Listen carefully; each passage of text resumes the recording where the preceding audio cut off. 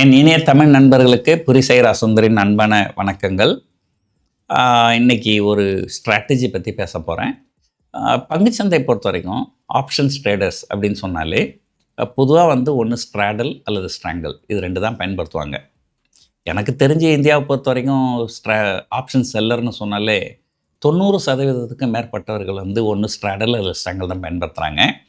இதை தாண்டி நிறைய இன்ட்ரெஸ்டிங்கான ஸ்ட்ராட்டஜிஸ்லாம் இருக்குது. Ratio spread, call ratio spread, put ratio spread, butterfly, put calendar spread, call calendar spread, diagonal calendar spreads. So there are many strategies.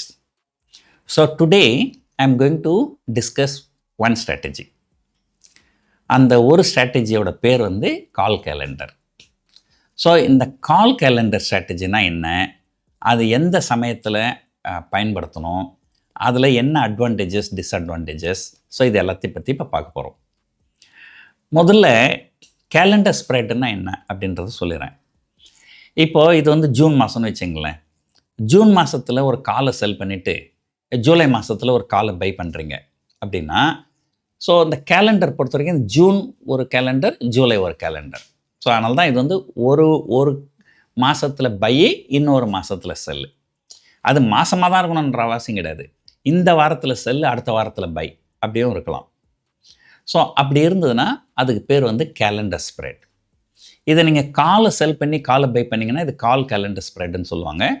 புட்டை செல் பண்ணிவிட்டு புட்டை by பண்ணிங்கன்னா இது புட் கேலண்டர் ஸ்ப்ரெட்னு சொல்லுவாங்க. ஸோ இன்றைக்கி நம்ம கால் கேலண்டர் ஸ்ப்ரெட்டை பற்றி மட்டும்தான் நம்ம பார்க்க போகிறோம். ஸோ முதல்ல இந்த கால் கேலண்டர் ஸ்ப்ரெட் எப்போ செய்யணும் அப்படிங்கிறத நான் சொல்லிடுறேன். ஸோ மார்க்கெட்டு ரொம்ப அபரிதமாக மேலே ஏறி போச்சு அப்படின்னா அடுத்த சில நாட்களுக்கு அது கொஞ்சம் ஒரு கன்சாலிடேஷன் மோட்டில் தான் இருக்கும். ஏன்னா பங்குச்சந்தைகள் தொடர்ந்து ஏறினா இருக்க முடியாது இல்லையா. ஸோ அதனால் எப்போல்லாம் பங்குச்சந்தைகள் நல்லா மேலே ஏறி இருக்கோ அதுக்கப்புறம் அது அடுத்த சில நாட்களுக்கு அது ஒரு கன்சாலிடேஷனில் இருக்கும். கொஞ்சம் பெருசாக ஏற்றமும் இல்லாமல் பெருசாக இறக்கமும் இல்லாமல் கொஞ்சம் ஒரு ப்ராஃபிட் புக்கிங் வரும், கொஞ்சம் கன்சாலிடேட் ஆகும் அப்படின்னு சொல்லலாம். ஸோ அது ஃபஸ்ட்டு உங்களுக்கு ஒரு இதை காமிச்சிடறேன் நான். இது ட்ரேடிங் வியூ. ஸோ இங்கே பார்த்தீங்கன்னா ஒரு இங்கே பார்ப்போம். ஸோ இங்கே பாருங்கள், கொஞ்சம் அபரிதமாக ஏறிச்சு, கொஞ்சம் கன்சாலிடேட் ஆச்சு, அபரிதமாக ஏறிச்சு, கன்சாலிடேட் ஆச்சு. கன்சாலிடேட்லாம் நெகட்டிவாக இருக்குது.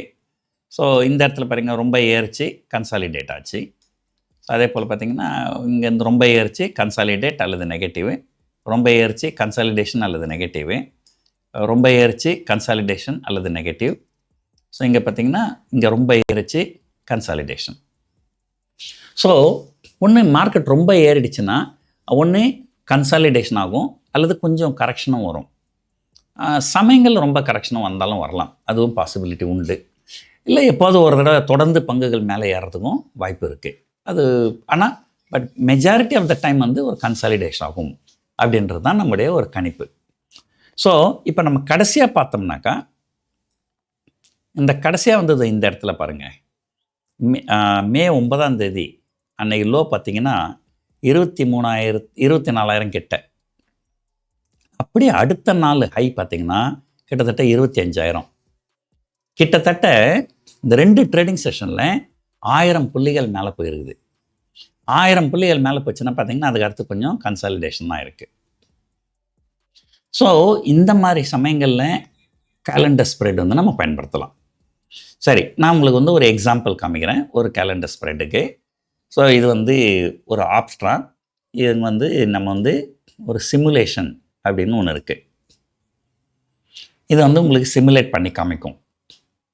இப்போ என்ன பண்ணுறீங்க, முதல்ல 12th மேக்கு போயிடுறீங்க.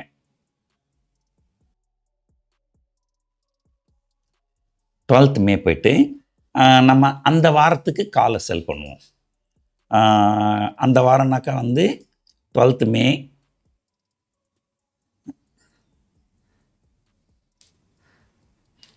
15th மே, அதே வாரம். எக்ஸ்பைரி 15th மே.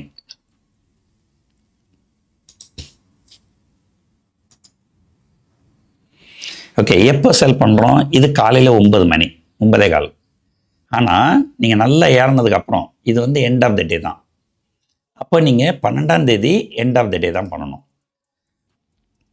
அப்போ இது 9 கால். இதை கொஞ்சம் மூவ் பண்ணும் ரைட் சைடில் மூவ் பண்ணால் இங்கே பார்க்குறீங்க டைம் மூவ் ஆகும். இது வந்து ஒரு 3:15 ஈவினிங் 3:15. அப்போ போய் பார்ப்போம். அப்போ பார்த்தீங்கன்னா ஸ்பாட் வந்து 24,900 இருக்குது, ஃபியூச்சர் 25,000 இருக்குது. ஸோ நம்ம 24,900 எடுத்துப்போம். அப்போ என்ன பண்ணலாம், நம்ம அந்த வாரத்துக்கு 24,900 காலை செல் பண்ணுறோம். இது வந்து 24,900 காலு நம்ம செல் பண்ணுறோம். அது கிட்டத்தட்ட 230 ரூபா இருக்குது. இப்போ நம்ம காலை செல் பண்ணிட்டோமா, உடனே என்ன பயம் வரும், ஏதோ ஒரு காரணத்தினால பங்குச்சந்தைகள் தொடர்ந்து மேலே போச்சுன்னா காலை செல் பண்ணால் உங்களுக்கு லாஸ் வரும்.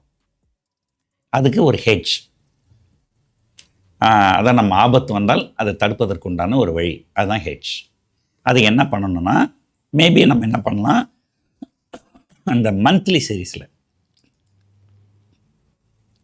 அதாவது 29ஆம் தேதி,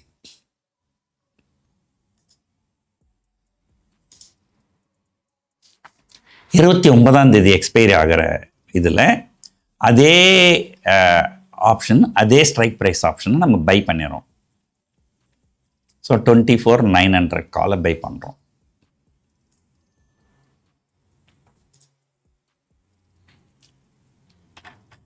இப்போ என்ன பண்ணியிருக்கிறோம், 24,900 அந்த காலை வந்து வீக்லியில் பை பண்ணிவிட்டு மந்த்லியில் செல் வீக்லியில் செல் பண்ணிவிட்டு மந்த்லியில் பை பண்ணியிருக்கிறோம். ஸோ ஒரே ஸ்ட்ரைக் ப்ரைஸு, ஒரே காலு, ஆனால் டிஃப்ரெண்ட் எக்ஸ்பைரி பீரியட். ஒரு ஷார்ட்டர் எக்ஸ்பைரி பீரியடுக்கு செல் பண்ணிடுறோம், லாங்கர் எக்ஸ்பைரிக்கு பை பண்ணிடுறோம். ஸோ இதுக்கு பேர் தான் கேலண்டர் ஸ்ப்ரெட். இப்போது நம்ம வந்து மார்க்கெட்டு, இதனுடைய லாஜிக் என்னன்னு சொல்லிடுறேன் பாருங்கள். லேட்டஸ்டே அடுத்த ஒரு 4 நாளைக்கு மார்க்கெட் ஒரு கன்சாலிடேட் ஆகிட்டு 24,900 நிற்குதுன்னு வச்சுப்போம். 24,900 நின்றுதுன்னா இந்த 229 ரூபா வந்து ஜீரோவுக்கு போயிடும். ஆனால் இந்த 420 ரூபா ஜீரோவுக்கு போகாது. அது மேபி 300, 350 அப்படி போகும். அப்போ அந்த டிஃப்ரென்ஸ் தான் வந்துக்கு நமக்கு ப்ராஃபிட். ஆனால் இதில் இருக்கிற ரிஸ்க் என்னென்னா, பங்குச்சந்தைகள் ரொம்ப மேலே போனாலோ அல்லது ரொம்ப கீழே போனாலோ லாஸ் வரும். இந்த பே ஆஃப் சார்ட்லாம் உங்களுக்கு கரெக்டாக காமிக்காது. கேலண்டர் ஸ்ப்ரெட்டில் வந்து வெவ்வேறு எக்ஸ்பைரின்றதுனால பே ஆஃப் சார்ட்லாம் கரெக்டாக காமிக்காது. பட் இந்த சார்ட்லேருந்து நீங்கள் புரிஞ்சிக்க வேண்டியது என்னென்னா, ஒன்று நிஃப்டி ரொம்ப மேலே போனாலும் லாஸ் வரும், ரொம்ப கீழே போனாலும் லாஸ் வரும், நடுவில் இருக்கும்போது ப்ராஃபிட் வரும். ரெண்டாவது, எவ்வளோ மேலே போனாலும் எவ்வளோ கீழே போனாலும் லாஸ் வந்து ஒரு லிமிட்டடாக தான் இருக்கும். அந்த லிமிட்டட் லாஸ்ன்றது நான் ஒரு தோராயமாக சொல்கிறேன், அது 10,000 ரூபா இருக்கும் மேக்ஸிமம். அவ்வளோதான் அதில் லாஸ், அதுக்கு மேலே வர்றதுக்கு வாய்ப்பு இல்லை. இது வந்து ஒன்று. ரெண்டாவது, இது வந்து மார்ஜின் மணி வந்து ரொம்ப கம்மியாக இருக்கும். இதோட மார்ஜின் மணி பார்த்திங்கன்னா ஒரு மேக்ஸிமமே வந்து ஒரு 50,000 ரூபா தான் இருக்கும். நான் என்ன பண்ணுறேன், இன்னொரு விண்டோ ஒன்று ஓப்பன் பண்ணி நான் உங்களுக்கு காமிக்கிறேன். இப்போ பார்த்திங்கன்னா நிஃப்டி எங்கே இருக்குன்னா 25,079, 25,100 கிட்ட இருக்குன்னு வச்சுப்போமே. இப்போ அந்த வர வாரத்துக்கு, அதாவது 26 ஜூன் வர வாரத்துக்கு at the money call by பண்ணணும்னு செல் பண்ணணும்னு சொன்னால் 25,100 கால்.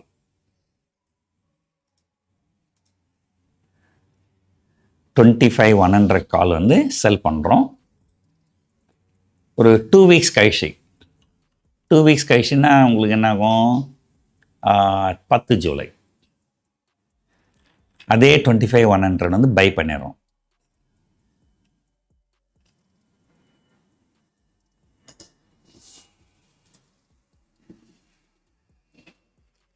இதுக்கு மார்ஜின் பாருங்கள் 45,000 வருது. அதை நான் சொன்ன மேக்ஸிமம் 50,000 ரூபாய் தான் இருக்கும் மார்ஜின். ஸோ கால் கேலண்டரோ புட் கேலண்டரோ பண்ணிங்கன்னா உங்களுடைய மேக்ஸிமம் மார்ஜின் மணி வந்து ஒரு 45,000, 50,000 தான் இருக்கும். ஸோ அதுக்கு மேலே இருக்காது. அது வந்து ஒரு அட்வான்டேஜ். நம்ம ஒரிஜினல் இதுக்கு வந்துடும். ஸோ ஏன்னா இந்த சிமுலேஷனில் போய் பண்ணும்போது இங்கே மார்ஜின் மணி காமிக்கல. அதுக்காக தான் உங்களுக்கு இன்னொரு விண்டோ ஓப்பன் பண்ணி மார்ஜின் மணியை நான் காமிச்சேன். ஸோ ஒன்று, மார்ஜின் மணி ரொம்ப குறைவு, 45,000, 50,000 இருக்கும். ரெண்டாவது, இது லிமிட்டட் ரிஸ்க் ஸ்ட்ராட்டஜி. ஒருவேளை மார்க்கெட் ரொம்ப மேலே போனால் இதில் லாஸ் வரும், இதில் ப்ராஃபிட் வரும். ரொம்ப மார்க்கெட் கீழே போச்சுன்னா இதில் ப்ராஃபிட் வரும், இதில் லாஸ் வரும். உங்களுக்கு லாஸ் வந்து ஒரு லிமிட்டடாக தான் இருக்கும் மேக்ஸிமம். சரி, இப்போ இந்த 12ஆம் தேதி மே மாதம் நம்ம எடுத்திருந்தது என்னாச்சுன்னு பார்ப்போம். ஒரு நாளைக்கு அப்புறம் அது என்ன நடந்திருக்கும் அப்படின்னா, இங்கே 1 டே ரைட் சைடில் மூவ் பண்ணணும். 1 டே கழிச்சு பார்த்தீங்கன்னாக்கா அது 2000 ரூபாய் லாஸ் தான் கொடுத்துருக்குது. என்ன காரணம்னா, மறுநாள் நல்லா விழுந்துருக்குது மார்க்கெட். முன்னாள் பாருங்கள் 25,000 கிட்ட இருந்தது, அடுத்த நாள் வந்து கிட்டத்தட்ட 400 பாயிண்ட் விழுந்துருக்குது. அதான் ரொம்ப விழவும் கூடாது, ஒரு ஸ்லைட் பேரிஷ் இருக்கணும், ரொம்ப விழவும் கூடாது. இது 400 பாயிண்ட் ஃபால் ஒரே நாளில் பெரிய ஃபாலு, அதனால தான் லாஸ் வந்து 2000 ரூபா. ஆனால் இதில் வந்து 14,000 ப்ராஃபிட் வந்துருக்குது, இதில் 16,000 லாஸ் வந்திருக்கு. சரி, அடுத்த நாள் இது வந்து டியூஸ்டே. அடுத்த நாள் வெனஸ்டே பார்த்தீங்கன்னா அந்த 2000 ரூபா லாஸ் அப்படியே குறைஞ்சி வெறும் 275 ரூபா லாஸ். என்ன காரணம்னா கொஞ்சமாக ரெக்கவரி காமிச்சிருக்கிறாங்க. அதுக்கு அடுத்தது 3வது நாள், ஸோ 15th மே. ஸோ பார்த்தீங்கன்னா இது வந்து ஒரு 2000 ரூபா ப்ராஃபிட்டுக்கு வந்துருச்சு. என்ன காரணம்னா, நம்ம செல் பண்ணதில் 5000 ரூபா ப்ராஃபிட்டு, பை பண்ணதில் ஒரு 3000 ரூபா தான் லாஸ். மொத்தத்தில் 2000 ரூபா ப்ராஃபிட். 2000 ரூபா ப்ராஃபிட்டுன்றது வந்து ஒரு பெரிய அமௌண்ட்டாக தெரியாது. ஆனால் இங்கே கவனிக்க வேண்டிய விஷயம் என்னென்னா, நீங்கள் நேக்கடாக ஏதாவது ஒரு ஸ்ட்ராங்கிளோ பண்ணிங்கன்னா உங்களுக்கு மார்ஜின் வந்து கிட்டத்தட்ட 1,70,000 வரும். ஆனால் இந்த கேலண்டர் ஸ்ப்ரெட்டில் உங்களுக்கு மேக்ஸிமம் மார்ஜின் 50,000 ரூபா தான். இந்த 50,000 ரூபா மார்ஜினுக்கு 2000 ரூபா ரிட்டர்னாக்கா அது கிட்டத்தட்ட 4% ரிட்டர்ன். 4% ரிட்டர்ன் உங்களுக்கு எத்தனை நாளில் கிடச்சிருக்கு? இது மண்டே மத்தியானம் 3:15 போயிட்டு வியாழக்கிழமை மத்தியானம் 3:15, ஸோ செவ்வாய் புதன் 3 நாளில் இது 4% ரிட்டர்ன். அதாவது பர் டேக்கு 1%க்கு மேலே ரிட்டர்ன் கொடுத்துருக்குது. அஃப்கோர்ஸ் இது நல்லபடியாக முடிஞ்சிடுச்சு, இது தவறாகவும் முடிஞ்சிருக்கலாம். மார்க்கெட் ரொம்ப பெரிய மேலே போயிருந்தாலோ அல்லது ரொம்ப கீழே போயிருந்தாலோ லாஸும் இருந்திருக்கும். So trading is all about risk and reward, ரைட்ங்களா? ஸோ இது வந்து ஒரு இன்ட்ரெஸ்டான ஸ்ட்ராட்டஜி. நிறைய பேர் வெறும் ஸ்ட்ராங்கிள் மட்டும் பண்ணிட்டு இருக்கிறாங்க. ஸோ நான் வந்து அடுத்த சில வாரங்களுக்கு சில புது ஸ்ட்ராட்டஜிஸ்லாம் நான் சொல்லித்தரேன். இதில் இன்றைக்கி நம்ம பார்த்தது வந்து கால் கேலண்டர்னால் என்ன? ஒரு வீக்கில் செல் பண்ணுறோம், இன்னொரு வீக்கில் பை பண்ணுறோம். நியரஸ்ட் வீக் வந்து செல்லிங்கு, ஃபார் வீக் வந்து பை, அல்லது nearest month sell, for month buy. அதே ஸ்ட்ரைக் ப்ரைஸ் யூஸ் பண்ணணும். எப்போ பண்ணணும்? மார்க்கெட் ரொம்ப மேலே ஏறிடுச்சு, இதுக்கு மேலே வந்து ரொம்ப மேலே போகாது, கொஞ்சம் கன்சாலிடேட் ஆகும், கொஞ்சம் ஸ்லைட் ப்ராஃபிட் புக்கிங் வரும் அப்படின்னு சொன்னால் இந்த ஸ்ட்ராட்டஜி நல்லா ஒர்க் ஆகும். அதுக்காக தான் இந்த உதாரணத்தை காமிச்சேன். நான் வந்து கொஞ்ச நாளைக்கு முன்னாடி என்னோடய ட்விட்டர் ஹேண்டிலில் நான் சில ஸ்ட்ராட்டஜிஸ்லாம், அது பேப்பர் ட்ரேட் தான், என்னோடய ஒரிஜினல் ட்ரேட் கிடையாது. நான் ஒரிஜினல் ட்ரேட் எடுத்திருந்தாலுமே அதை பற்றி பேசக்கூடாது. ஏன்னா இங்கே செபி ரூல் படி நம்ம வந்து எந்த ஸ்ட்ராட்டஜியும் டிஸ்கஸ் பண்ணக்கூடாது. எஜுகேஷன் பர்பஸுக்காக நம்ம ஏதாவது சொல்லலாம், தப்பு இல்லை. நான் இதை எடுத்தேன், நான் இவ்வளோ ப்ராஃபிட் பண்ண, அதெல்லாம் சொல்லக்கூடாது. ஸோ நான் வந்து ஒரு ட்வீட் ஒன்று போட்டிருந்தேன், 9th ஜூன் நினைக்கிறேன். இந்த ஜூன் மாதம் வந்து மார்க்கெட் வந்து கொஞ்சம் கன்சாலிடேஷன் தான் ஆகும் அப்படிங்கிற மாதிரியான ஒரு எதிர்பார்ப்பு எனக்கு இருந்தது. ஸோ அதை பற்றி தான் நான் போட்டிருந்தேன். இப்போது அதை பற்றி கொஞ்சம் பார்த்துருவோம். ஓகே, ஸோ இது வந்து இதுதான் இந்த நான் ட்விட்டரில் போட்டிருந்தது. ஸோ இதில் நம்ம இந்த ஸ்ட்ராட்டஜி பற்றி மட்டும் இப்போ பார்ப்போம், மீதெல்லாம் நான் அடுத்த வீடியோவில் சொல்லித்தரேன். இது வந்து ஒரு கால் கேலண்டர். இது ஏன் புல் கால் கேலண்டர்னு பேர் வச்சேன்னா, அந்த சமயத்தில் நான் என்ன வியூ எடுத்தேன், ஷார்ட் டேர்மில் கொஞ்சம் வீக்காக இருக்கும். அப்போது ஷார்ட் டேர்மில் காலை செல் பண்ணி ப்ராஃபிட் பண்ணிக்கலாம். பட் லாங் டேர்மில் மேபி 1 month பீரியடில் மார்க்கெட் புல்லிஷாக இருக்கும். அப்போ நம்ம பை பண்ணுறது வந்து நல்ல ப்ராஃபிட் கொடுக்கும் அப்படின்னு சொன்னதால் புல் கேலண்டர்னு ஸ்ப்ரெட் வச்சுருந்தேன். ஆக்சுவலாக கேலண்டர் ஸ்ப்ரெட் வந்து it will give profit when market is consolidating or slightly bearish. சரி, இப்போ என்ன பண்ணோம் அப்படின்றத நம்ம பார்த்துருவோம். அனலைஸ் த ட்ரேட் போயிடுறேன். ஓகே, இந்த ஒரிஜினல் ட்ரேடில் நான் என்ன பண்ணேன்னா, இந்த ஃபஸ்ட்டு 2 ட்ரேடை விட்டுருவோம். நான் என்ன பண்ணியிருக்கிறேன், 24,000 புட்டும் 26,000 காலும் செல் பண்ணியிருக்கிறேன். அதை நான் ரிமூவ் பண்ணிடுறேன், ஏன்னா அது தேவையில்லை. அது பின்னாடி ஒரு இதில் நான் எக்ஸ்பிளைன் பண்ணுறேன். இப்போதைக்கு கேலண்டர் ஸ்ப்ரெட் மட்டும். ஸோ நான் என்ன பண்ணியிருக்கிறேன் பாருங்கள், 26th ஜூன் எக்ஸ்பைரிக்கு 25,000 கால் ஒன்று செல் பை, சாரி இது வந்து பை. அதே 5th ஜூன், ஏன்னா இது நான் உங்களுக்கு இது பண்ணது வந்து மே எண்டில் பண்ணியிருக்கிறேன். ஸோ ஜூன் 5 தான் ஃபஸ்ட்டு வீக்காக இருக்கும். ஸோ ஜூன் 5ஆம் தேதிக்கு செல் பண்ணிவிட்டு ஜூன் கடைசி வாரத்துக்கு பை பண்ணியிருக்கிறேன். ஸோ அது என்ன இருக்குது, அந்த வாரம் ஜூன் 5ஆம் தேதி வரும்போது இதை செல் பண்ணது கிட்டத்தட்ட 9,000 ரூபா ப்ராஃபிட் கொடுத்துருக்குது. ஆனால் இது 9,000 ப்ராஃபிட் கொடுத்துருக்குதுன்னா இது லாஸ் கொடுத்துருக்கும். அது எவ்வளோ லாஸ்ன்னு இப்போ தெரியாது. அது வேணும்னா நம்ம போய் சர்ச் பண்ணி பார்க்கணும். அது தேவையில்லை. இப்போது நான் என்ன பண்ணிட்டேன், 5ஆம் தேதி இது 9,000 ரூபா ப்ராஃபிட் வந்தோடனே இதை க்ளோஸ் பண்ணிவிட்டு அதுக்கு அடுத்த வாரம் 12ஆம் தேதிக்கு அதே கால் 25,000 காலை செல் பண்ணியிருக்கேன். திரும்பவும் 12ஆம் தேதி என்னாச்சு, இது 6,000 ரூபா ப்ராஃபிட் கொடுத்தது, இது லாஸ் கொடுத்துருக்கும்.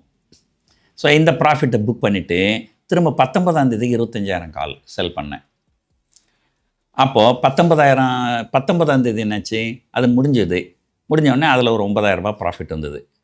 ஸோ இப்போ என்ன பண்ண முடியும், இதை ஸ்கொயரப் பண்ணிவிட்டு நான் அடுத்த வாரத்துக்கு செல் பண்ண முடியாது. ஏன்னா அடுத்த வாரத்துக்கு தான் ஆல்ரெடி பையில் இருக்கிறோம். அது செல் பண்ணோம்னா ஸ்கொயரப் ஆகிடும்.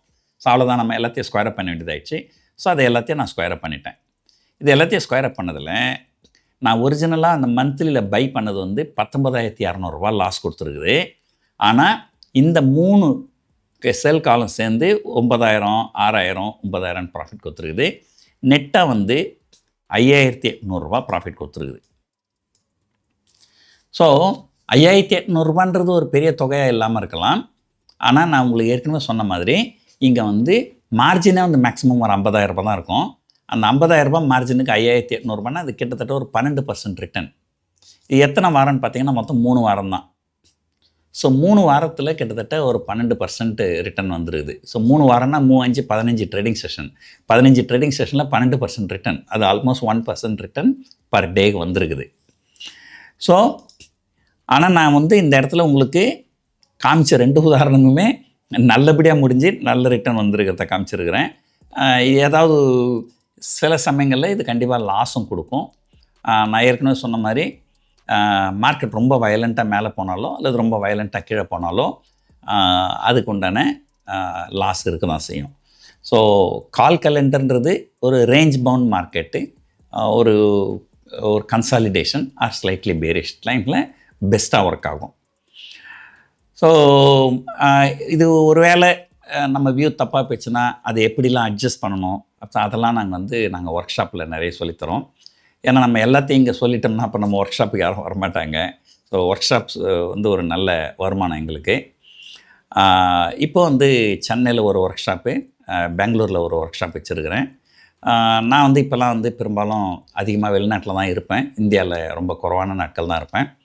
அதனால் உங்களுக்கு இன்ட்ரெஸ்ட், நான் அதிகமாக ஒர்க் ஷாப் முன்ன மாதிரி நான் அதிகமாகலாம் ஒர்க் ஷாப் கண்டக்ட் பண்ண மாட்டேன். அது காரணம் என்னென்னா, ஒன்று வயசாகிடுச்சு, நம்மளால் அடிக்கடி ஊரை சுற்ற முடியல, அது வந்து ஒன்று.